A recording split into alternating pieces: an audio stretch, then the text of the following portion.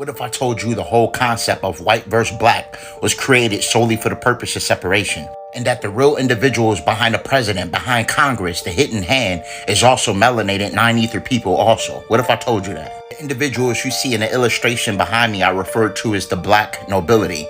These are the original 13 families, okay? These are melanated, carbonated individuals. Everything we've ever been told, okay, in reference to who we believe the enemy is, so to speak, has been solely for the purpose of distraction, okay? Now, again, there are malevolent Caucasian individuals that did wholeheartedly embrace that role, okay, that they were set to play. But this actually derived from our own melanated people selling us out. Look at some of the old relics from Europe, you'll see that these individuals were black people, okay, that they commemorated, that they highly revered. You can find a lot of the real ancient relics in the Vatican.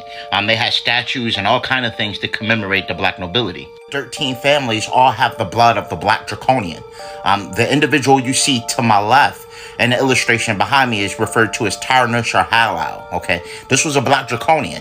This is who Ra Hayes making reference to when he say they look like us, but they not us. These are reptilians, okay? And oftentimes they have the pointed ears and a widow's peak as a genetic trait. The elder god Dr. Malachi Z. York, he spoke on these entities in the holy tablets, okay? This is a depiction, okay, of how these individuals look. They're reptilian, they are shapeshifters, and they are black. They are normal melanated. This is a depiction of how some of them may look. They look like us, but they not us. Here's another example, okay? Black reptilian, black draconian. They figured if they could create an enemy for us, then we wouldn't think about them, okay? That's why one of their names, code names, basically is the hidden hand. They're the biggest secret that most people don't talk about.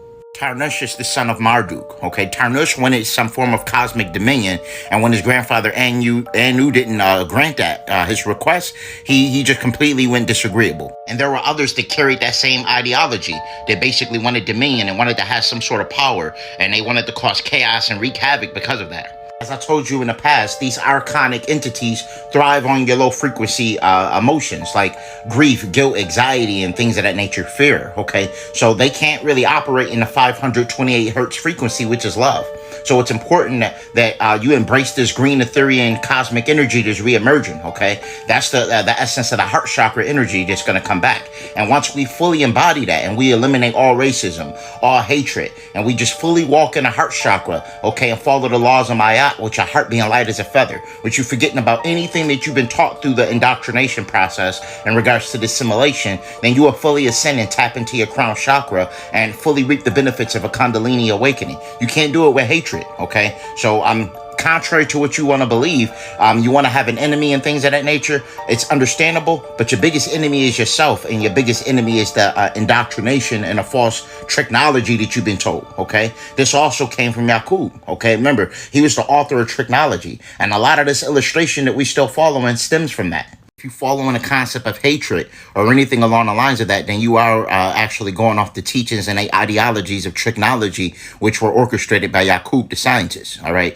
This is some of the doctrines that he came up with on the island of Patmos, okay? Yaqub actually was the one that orchestrated and came up with the enemy for us to have some form of adversities with, okay? That we can actually see to camouflage the 13 families, the black nobility that actually been puppet master in this whole thing, controlling this whole matrix, operating this whole simulation behind the veil. Remember, the meek shall inherit the earth, and those who really hone into their true primordial self will reap the benefits of ascension to the fifth dimension, okay? You have to just go inward. You have to tap in with self, and you have to realize that everything you have been taught this whole time has been an illusion to create hatred in you and to create some form of diversity and separation amongst the people on this planet. This is important. It says your true work in life is to keep lifting your frequency, because everything in your life comes as a result of the vibration you are on.